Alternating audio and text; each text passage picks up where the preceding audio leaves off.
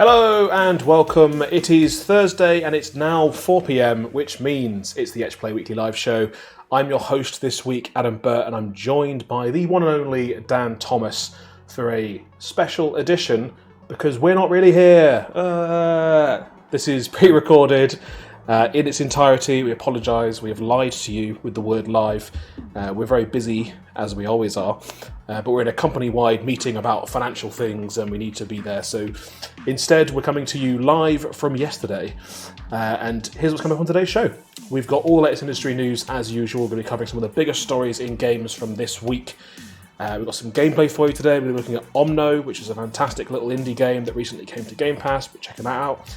And then stick around because later on in the show, Dan's going to be talking about communities in games, Among Us. We're going to be doing something along those lines. Dan hasn't really given me much information yet about that, so we'll find out together. It's a journey of discovery. Dan, how are you doing? Yes, I'm very good, thank you. I'm enjoying your summary of our meeting that we're in at the moment. Yeah. Financially, things and stuff. So, I look forward to that. I will definitely be paying attention to that meeting, and I won't be in Twitch chat saying hello to you right now. Correct. Usually we would do some shout-outs, people in the chat, but we can't really tell who's going to be there. Do you want to make some guesses who's going to be in the chat? You want to do some psychic powers, do some predictive shout-outs? Yeah, I'd say, let's say hello to Tony. Hello, Tony. We're guessing you're there. Steve. Hello, Steve. Steve's always there. I'm gonna go wild card. I want to go something just a bit more out there. I'm gonna say someone watching is called Jim. Hi, Jim. Thanks for tuning in. and as well as Jim, there's you. Hello to you too. Specifically you, whatever your name is. This is a shout out for you. Should we do some video game news then? Yeah, let's do some of that. Cool. Our first story this week could only be the seismic news that is Super Mario the movie, a forthcoming animated film from Illumination Studios and Nintendo, obviously. They finally announced the cast for the movie, and it's maybe a little bit controversial in some corners of the internet, or most corners of the internet, shall we say. Chris Pratt, famous for his roles in Guardians of the Galaxy and the Jurassic World franchise, is playing Mario. Anya Taylor-Joy is playing Princess Peach. Seth Rogen's Donkey Kong. You can see in the background a bunch of the casting announcements as we're talking about this. I'm not going to list off every single one. Charlie Day's Luigi as well. We should mention that. He's one of the main guys. You can't forget about Luigi. Luigi's always getting forgotten. Pretty strong reaction. It's fair to say. Shocking.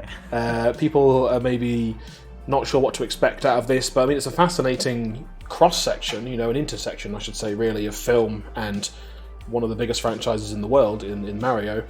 What do you reckon, Dan? Is this film going to be good? Yeah, I think it will be. Like, you can't have that much sort of celebrity and pedigree of brand in something. I mean, of course, there'll be people that love it and people that hate it, but I think overall, I think we're beyond the game movie disasters of the 90s. I think we've kind of got a more reliable formula, and of course, people are going to have opinions, but yeah, I think it'd be fine. Charles Martinez, the original voice actor of Mario, is set to appear in several secret cameo roles, which are yet to be divulged, so we're yet to hear about those, but it's good that he's in it at least. That's a bit of a link to the games of the past and the classic Mario voice that people know and love over several decades of Mario and Luigi titles. What does that sound like? Let's go! Nice. Yahoo! That's my Charles Martinet impression for you there. Very good. I'm actually quite proud of that. What does Luigi sound like? Luigi just sounds like, aww, because he's always being like beaten down by his brother's dominance in the popularity contests. Second again. Yeah, I mean, we'll see. The movie is currently slated for 2022, which is quite soon. That's next year. I know it sounds like the distant future, but it's not.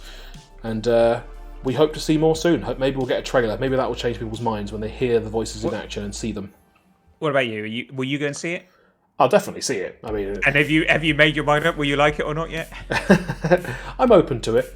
I'm open to the concept, but They definitely aren't the casting choices that I would have maybe made. There's a couple of things I think are good in there. Jack Black is Bowser. I think that's a pretty good choice.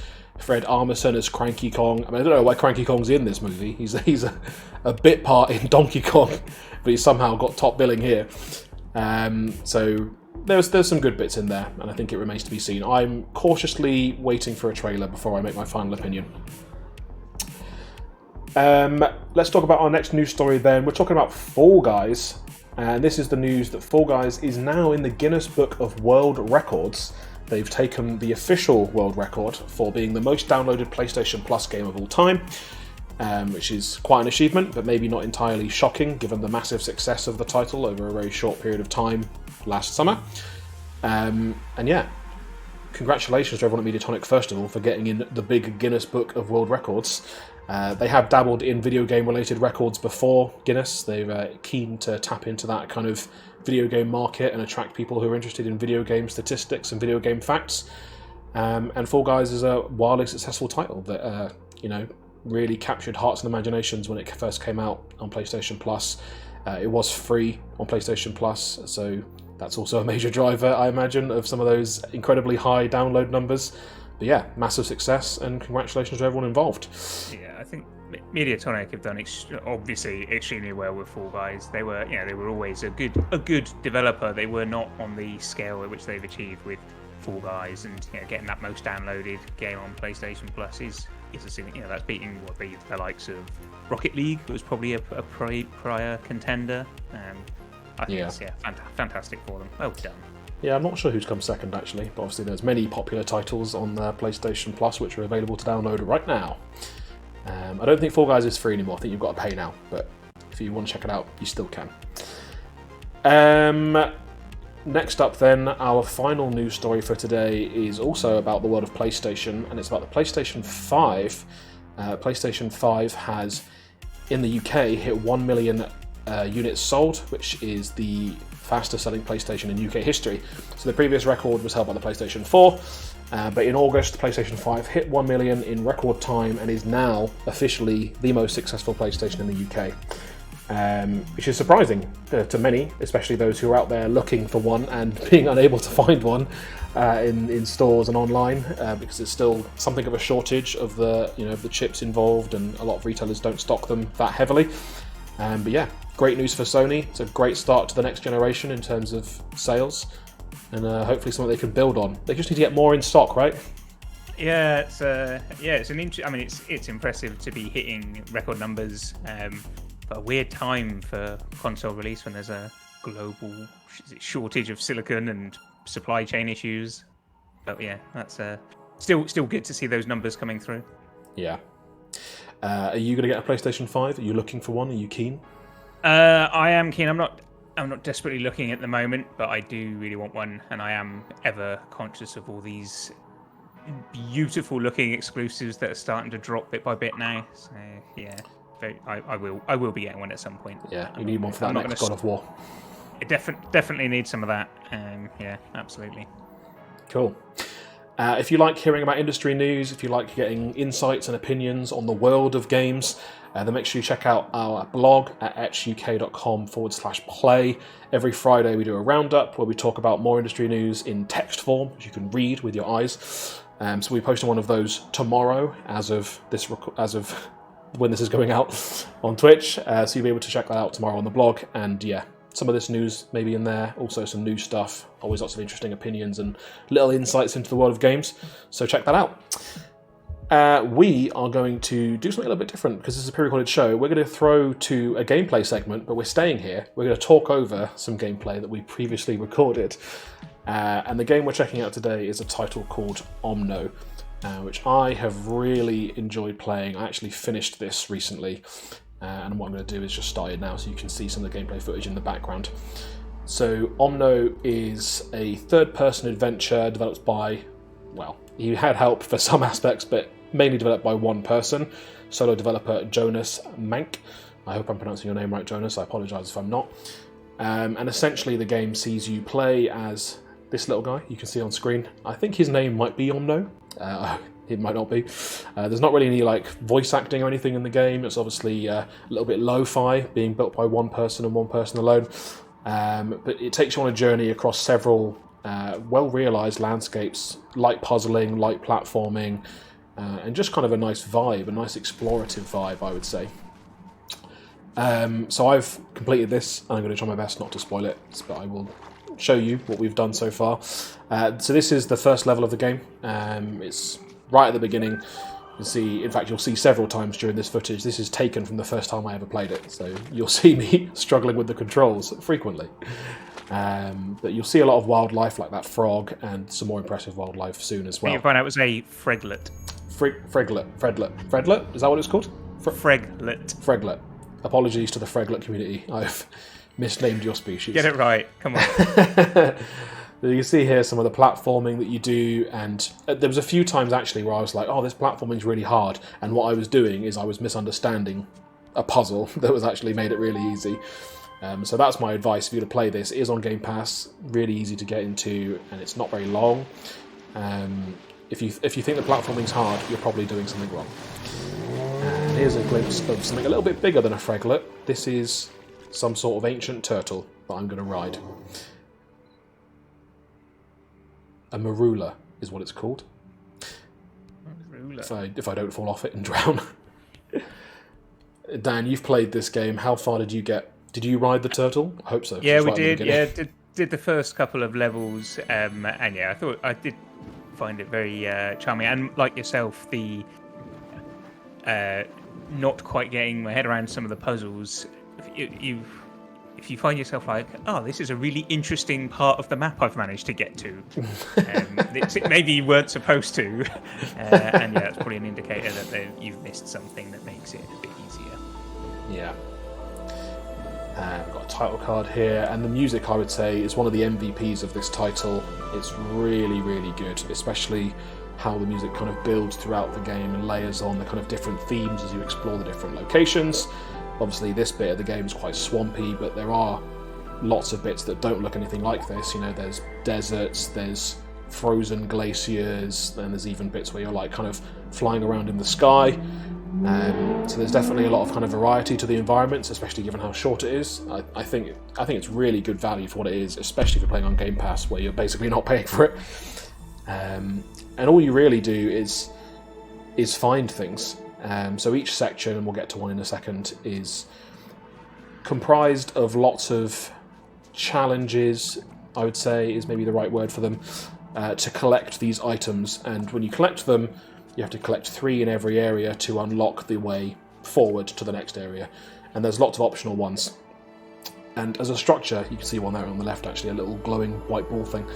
As a structure, I really liked it, because a lot of the areas have way more than you need. It's like, hey, here's 9 puzzles you could try and do, but you only need to complete 3 of them to get 3 of these orbs so that you can progress. And let's see, I can't remember what I did here. I can't remember which one I got first, so maybe I tried to get that one. Hopefully I got at least one of them during this video, otherwise it's going to be awkward. And just there, when you raising your staff, that's kind of like acting as like a compass, is it? Kind of telling you where... Yes. So the compass that you can, is exactly like a compass. Shows you where the orbs are, and each section or each area has a meditation spot, and if you meditate, it reveals the whole area on your compass, which is a really useful thing to do. If you can't figure out where stuff is, definitely recommend doing it that way. Find the meditation spot first, and that will give you more clues about where you could start. And this is maybe a good example of me trying to do some platforming that I'm not entirely sure is the right way to do it, or maybe it was. I did get up there. And here's my first orb. Boom. Hooray. One of the other things that I think the game does really well, and I don't want to necessarily spoil all of its tricks and all of its secrets, but each section, as well as being a different kind of environment in terms of the visual look of it, they also introduce different kind of traversal mechanics, and at the beginning it's definitely maybe a little bit slow, having to wander around between puzzles and walk between them. But you do unlock the ability to, traverse a lot more smoothly. You get some really cool powers that make exploring the bigger areas a lot easier, a lot quicker. And it's a part of the progression system, like some of the puzzles you can't do until you've found the abilities. Yeah, definitely. Yeah, a little fraglet giving me more light cubes. I'm not sure if the light cubes have a name, but obviously you collect a lot of them. And this is one of those meditation spots which I was talking about. So after I've meditated here, when I compass with my staff afterwards, it'll be a lot clearer about where all the orbs are. I won't have to be right next to them, or I won't have to have seen them. It'll just show me where everything is. So you can see now, I can see where all three of the others are in this section. The other thing you'll find is these little journals, which are maybe the only way that the game story tells through text. Like a lot of the storytelling is a bit more environmental or inferred by kind of the musical cues and the kind of way that the characters act. But every now and then you get these little diaries which give a bit of backstory about this world and why you're here and what you're doing. I think it's probably not too much of a spoiler to say that the game generally is about dealing with moving on and about life and death and what might come after, at least in terms of what this civilization thinks. And what you don't want to do is jump in the green goo. If you do go to the afterlife, don't jump in the green goo, because that sends you straight to hell. Really soured that touching synopsis I know. you were providing then. I was getting emotional and then I had to watch myself die. It is good, and that is one of the nice things with kind of indie games, that can actually have a message like that and maybe not be so afraid to tackle those kind of subjects and tackle them in creative ways. Yeah. So you might have noticed a couple of times there I've just managed to collect enough light to get like a burst of speed and look like I'm kind of radiating energy. That is a mechanic that some of the puzzles use, where you have to have a certain amount of energy to unlock certain doors or certain gates, and every animal that you encounter, from the smallest fraglet to the biggest gargantuan dragons that you encounter later on, have ways of giving you light. That usually you just have to walk up to them and either bump into them or press a button when you're near them to interact with them. And there's me dead again. Remember how I was like, oh, the platforming's so light and easy? You know, there definitely are times where you fall into a pit and die. Yeah. But I mean, I guess, it's one of those kind of chill experiences of progression that it doesn't really matter. Yes, the checkpoints are really generous. I never felt super stuck. I always felt like I had some idea of what I could do next. Another diary here.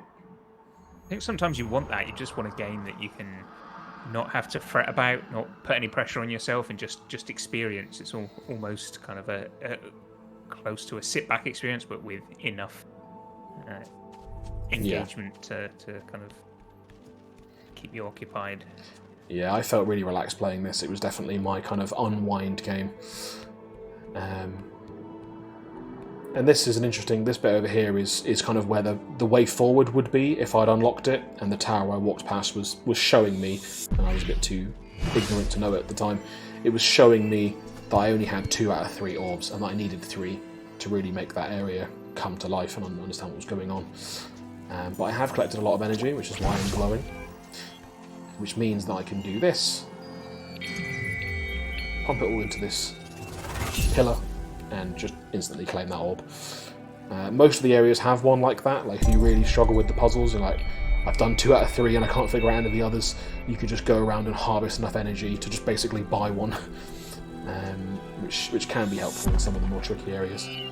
I actually think a lot of the puzzles, especially in the later game, are really quite fun though. They are very rewarding in terms of the way they take the concepts and the traversal mechanics and tie them together. I always enjoy that with these kind of games where you think like, oh, okay, I've got a dash ability or whatever it is. You know, well, there's only so many ways you can use that, but you always end up surprised at how far the game designers can kind of exploit those abilities in different ways. Yeah.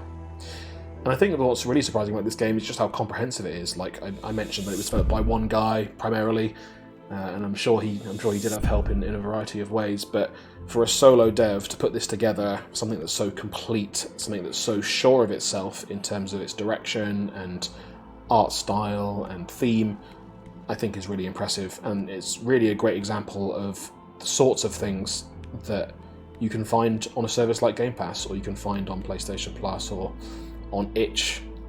Just these smaller titles that that someone has put maybe years of their life into, and it's. How did you discover it? I basically go on the Game Pass app every time I open my Xbox. I'm always interested in stuff that's coming out. I think in this case I had seen some tweets as well from people who had tried it and were interested. And yeah, read some messages from other people who were keen to try it out. I think definitely there was a lot of buzz about that solo developer aspect. Like, one guy made this. How cool is that? And yeah, I was really pleasantly surprised to actually check it out. This is an example of one of those puzzles, and actually probably the ones at the beginning were the ones that gave me the hardest time because I didn't really understand all the mechanics yet in terms of what I was supposed to be doing. But what you're doing here is block pushing to be able to create ridges and ledges that you can use to move around, and then you can use your staff to pick up light and move it between essentially switches that turn things on and off in a certain order. So sometimes there's patterns you have to match, or sometimes there's like a logic to what you've got to do, like you have to do X before you can do Y, and then you have a way to get the power from X to Z. I'm really enjoying watching it. I can see your confusion in this pre-recorded. Just like the guy is just exhibiting what you. I could picture you with your hand on your face. Now what? I have a stick. I can put the light in here. Oh, that raises the bridge. There we go. And yeah, we won't show too much because I do think that, the game is short, but also it's a game that really is about the joy of figuring a lot of these things out for yourself. We don't want to spoil it. So yeah, definitely well worth checking out if you like things like Journey or other light puzzlers, light platforming, especially games with good vibes about great music and locations and nature, then definitely worth a look. Shall we go back to what we were doing before? Yes, let's do that. Okay, we're back in show mode. Dan, what are we talking about? So yeah, as is our way of late, not the most prepared feature, but I do have a little game which we'll get to share with everyone that Adam doesn't have any idea about. But yeah, I wanted to talk about community and kind of the power of community for game growth, and it's kind of, this was inspired by one of the recent updates that we did to the Game Marketing Campaigns website that we run, which everybody should check out, gamemarketingcampaigns.com.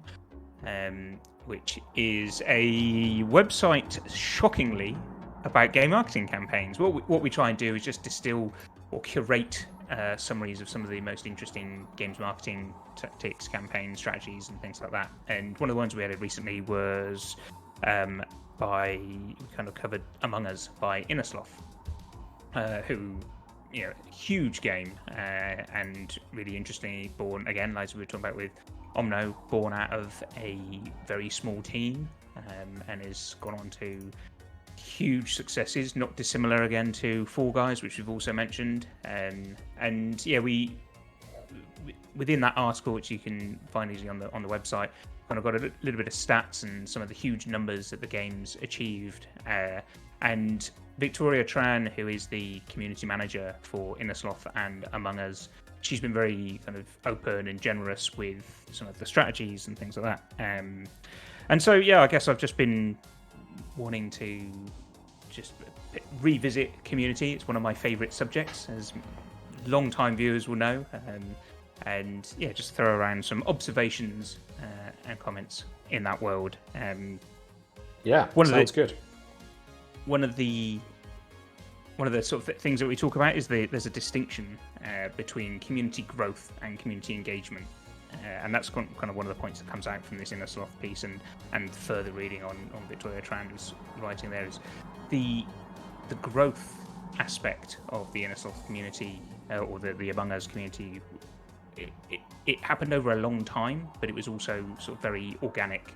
The game existed on mobile, the game then released to PC, and it had kind of been out in one form or another for a good couple of years before it blew up. And I think it was sort of engagement by streaming and streaming presence really rocketed it. And that's interesting from a community engagement perspective, because all of a sudden you're now handling a large community, whereas perhaps before they were working on growing a community through various measures and means. Have you seen much of the Among Us community, either social media or checked out the Discord or any of these things? Yeah, I mean, unfortunately, I read Reddit, so one of the side effects of being on Reddit, especially last year, was that Among Us memes were inescapable. The game had a really strong mimetic quality, like people really took to these little, spacemen characters, little jelly bean spacemen, and started adding them to all sorts of memes and talking about things being sus, which was obviously a vocabulary that existed before the game, but that really became associated with the game, and really entered the kind of lexicon of a whole generation of players, really, in terms of everyone who was playing Among Us. The folks at home can see a little bit of me playing Among Us now in the background. Got some B-roll playing. Look at that. We didn't even plan this, did we? I'm just prepared for everything. Name a game, I'll play you a clip of it. Probably. Don't do that, because I have like 5 clips. I've lucked out here.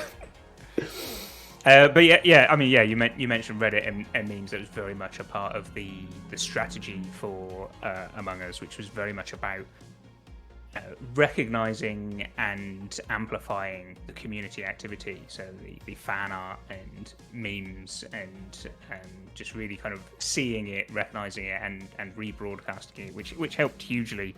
One stat that was mentioned that I saw, they didn't actually have a Twitter account to begin with.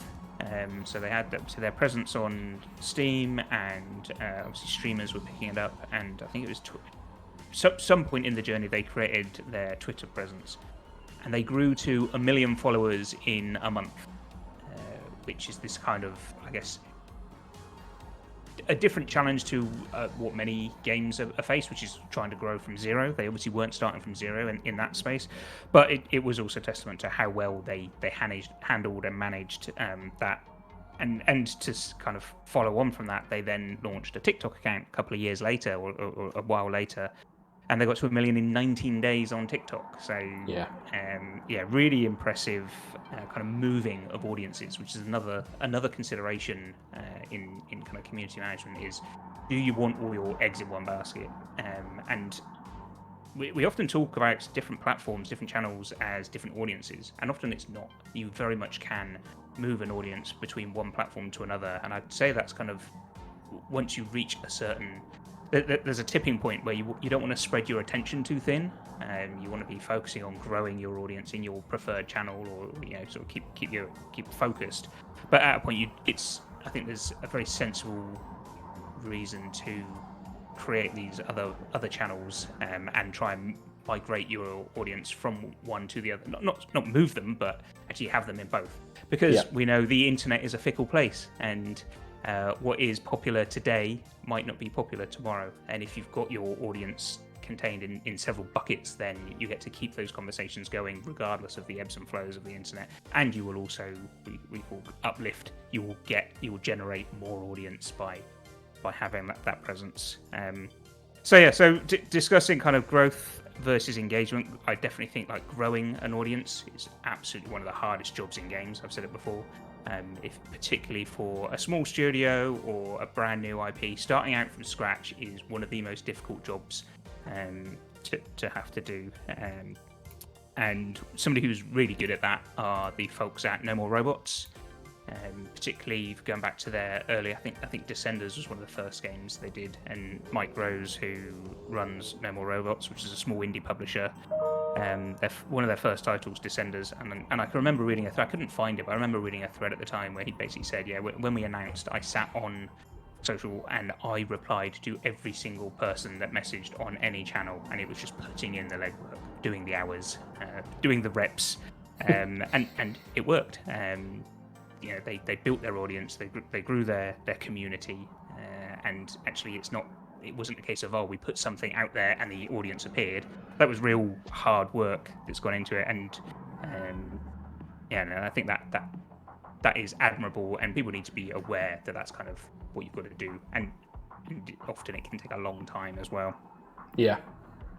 So what's interesting with both of them is their use of Discord, which I think we've mentioned before as well, but they've heavily relied on Discord, and they've used Discord to sort of graduate from this growth phase to this engagement phase, and they've actually made a game or an additional experience out of the presence on Discord, which is a big thing, and we've talked about it before.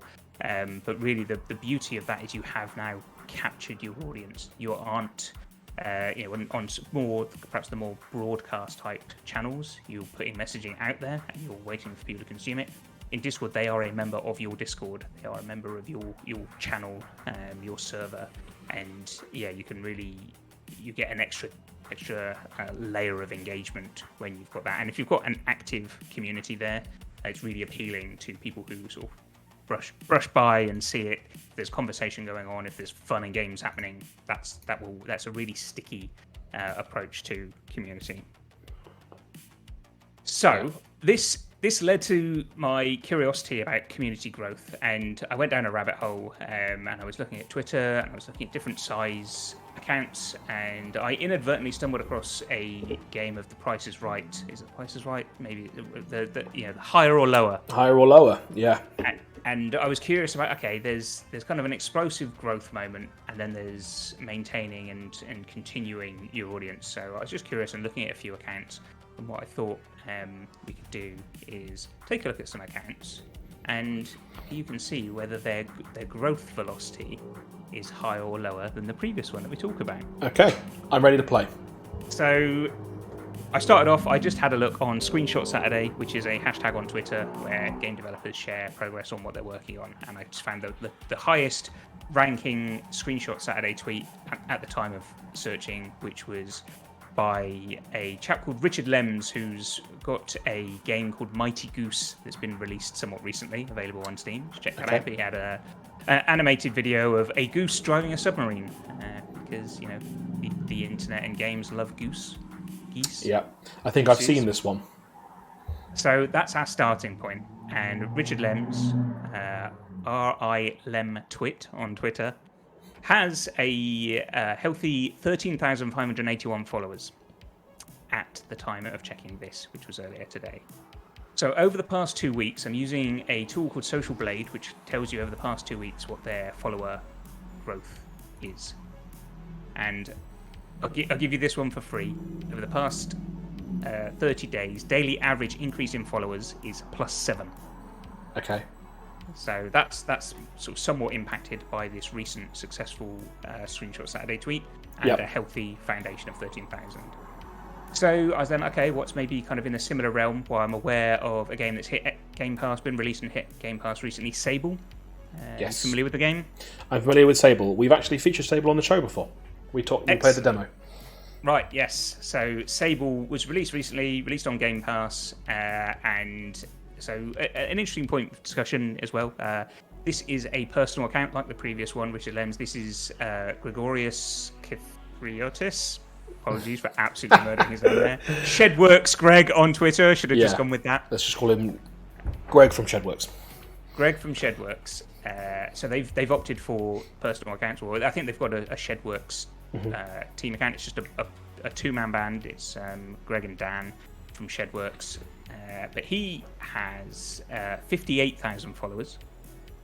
So over the past 2 weeks, would you envisage that his daily follower growth is more or less than +7 daily average? I'm going to say higher. You're going to say higher. Shedworks Greg's average follower growth over the past 2 weeks +51. Whey! So on average, his account is growing by 51 followers per day, which is quite a healthy increase, I would say. But obviously, that's kind of accelerated by the recent release of Sable. Yes, by all accounts, a great game that people should check out if they like introspective and unusual titles. Yeah, definitely very visually different and stunning. So, moving on. So far, you're 1 for 1. Well done. Another game that is close to our hearts has had some DLC drop recently. Do you want to guess the game? I'm going to guess that it's Outer Wilds. Very good. And again, there isn't an Outer Wilds specific social account, but the Mobius Games social media account, they've got 21,000 followers, so not hugely active on Twitter for considering how significant the game was. But they've just dropped their DLC. So then, past 2 weeks, Mobius Games, recent DLC dropped, more or less growth than Shedworks Greg with an average of 51. What do you think? I'm going to say lower for this one. It is 38, so you are correct. Here we go. I'm good at my job. Yeah, your job is to predict follower growth. Yeah. One of many things that I do. Yeah, absolutely. So yeah, very good. 2 for 2. Right, let's move on. Another game close to our hearts, perhaps a slightly different level of public awareness. Saints Row. So the reboot announced recently. So as part of Gamescom, they dropped a new trailer and released a reboot of Saints Row. We had Dan from Deep Silver on the show a few weeks ago. Lots of fanfare and opinion going around about these new Saints. So they have an IP account. So this is at Saints Row. 152,000 followers at the time of me checking this. Past 2 weeks, what do we reckon? Higher or lower than the plus 38 from Mobius? I reckon it's difficult because I think Saints is probably quite high by default. But from a growth perspective, 51 a day is high. It's really high. So I'm going to say we're comparing it to 38, right? 38, yeah. 51 was Shedworks. Sable. 38 was Mobius. Outer Wilds. I think it's going to be higher. You are correct. We've got Saints Row with an average daily growth rate of 266 followers per day. So they are really rocketing at the moment. That's big. So now we're up in the upper echelons of big brands. I thought, well, what's one of the biggest brands I can think of? And I fell on Call of Duty. 4.3 million followers. And yeah, obviously an absolute monster of a brand there. So that compared to Saints Row, 266, Call of Duty daily follower growth. What do we think? Higher or lower? It's tricky because their following is going to be massive, but I also expect that. I can hear you clicking. Are you cheating? I'm not cheating. I'm changing the background video for the folks at home so they can see the games we're talking about. Right, yep. I'll allow it. I'm actually messing it up massively. Apologies to the folks at home for the weird transitions. I think Call of Duty is going to be really naturally high, and it's probably always high. So you're going higher? I'm going to say lower, but I don't feel good about it. Final answer? Yeah, go on. I've got to get one wrong at some point. You have not got one. Yes. Call of Duty's growth is 205 at the moment. Not as rapidly growing as Saints Row. Yeah, much bigger account, but lower growth. Checking. Right, so another hugely popular game, but going back into smaller, more in the indie sphere. But another favourite of ours, Hades. Again, they don't have a Hades account. Supergiant Games, this is at Supergiant Games. 319 followers. Past 2 weeks, daily average follower growth. Higher or lower? I love Hades. I think it's one of the best games to come out in the last few years. But there can be no way, surely, that is punching above Call of Duty on Twitter at any point. So I think I'm going to have to say that Hades is going to be lower. Again, you're correct. You're going through the board. They're still impressive. 140 daily follower increase for Hades. They've recently launched on Xbox. They've had a new physical release recently, I think, as well. So there are things in their favour, and it's a fantastic game. But really good game. They've picked up all the awards and a well-deserved, sort of steady follower growth. But yeah, still not to that of Call of Duty, but equally kind of says how impressive the Saints growth at the moment is. So yeah, 140 for Supergiant Games at the moment. Okay, keeping it thematic and close to our hearts. Good friend Sean Murray, No Man's Sky. Ooh. Always a hot topic. There's always an update recently or soon to come from No Man's Sky. We had an update in the past couple of weeks. Yeah. So Supergiant Games, 140 daily average. Sean Murray at No Man's Sky. This is a little bit insider trading because we work with Hello. So yeah, we do, but I'm assuming you're not keeping tabs on Sean's follower growth count on a daily basis. So I might be. I feel like it's going to be close. I'm surprised Hades was as high as it was. I thought Hades would probably be in the Sable region. And No Man's Sky has been around for a while. The update will have brought in new people. I'm going to say No Man's Sky is lower growth than Hades. You are incorrect. Oh no! You've stumbled. My streak. The streak is dead. So yeah, Supergiant 140 daily average growth. At No Man's Sky 238. Wow. Daily average growth, which is for a game of that age, it's incredible. Yeah, that's very surprising. So I thought I'd throw that curveball in there. Although I had a couple of curveballs that you'd mastered so far. So yeah, I'm glad we got you to trip up. You finally stumped me. And two left. So we've got two left to go. Hit so me. You've got more right than you'll have got wrong already. Absolute biggest brand that I could come up with, EA Sports FIFA. So 8.5 million followers. Daily average growth. I'm gonna say higher. You are correct. 1,797 followers per day. I tell you what, though, all of those FIFA followers, they're just bots on Twitter who are trying to sell you FIFA Ultimate Team packs. Quite possibly. Okay, final round, just to tie this all off, go full circle. The Among Us Twitter account that we know went to 1 million in 1 month. Obviously, that was a while ago. See what you think compared to FIFA, which is 1,797. I can't imagine anything. I mean, I feel like that FIFA number's got to be, if not the highest, one of the absolute highest in the business right now. So I'm going to have to say lower. Okay, you are correct. Bonus round. To the How nearest. So yeah, what do you reckon it is? I reckon Among Us still does all right. I reckon they're probably at about 150.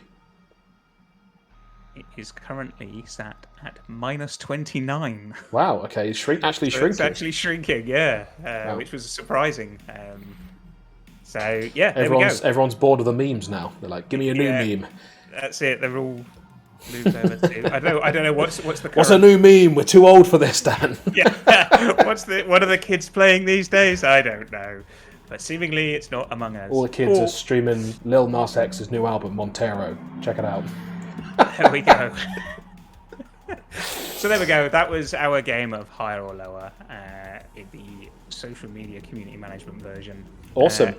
Did you enjoy that, Adam? That was great, and I hope the folks in the chat were playing along. I'll check the chat logs and see if anyone did well. I don't think anyone would have done as well as I did because I, quite frankly, did an amazing job there. You did much better than I anticipated.